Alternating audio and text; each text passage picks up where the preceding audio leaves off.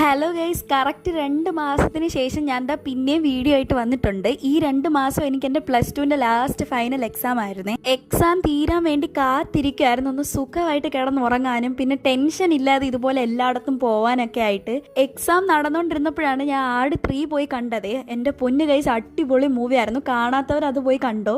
പിന്നെ ഇപ്പോൾ ഞാൻ പറയുന്നത് വാഴ 2 കാണാത്തവർ അതിന് ടിക്കറ്റ് എടുത്തോ, കാരണം അടിപൊളി മൂവിയാണ്.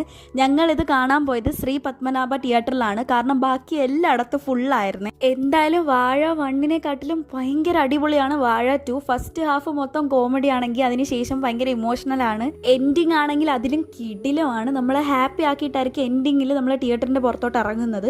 പക്ഷെ എന്നാൽ അതിനിടയ്ക്ക് നമ്മൾ ഒരുപാട് ഇരുന്ന് കരഞ്ഞു പോവും, അറിയാതെ തന്നെ കരഞ്ഞു പോവും. അത്രയ്ക്ക് റിലേറ്റ് ചെയ്യാൻ പറ്റുന്ന കാര്യങ്ങളാണ്.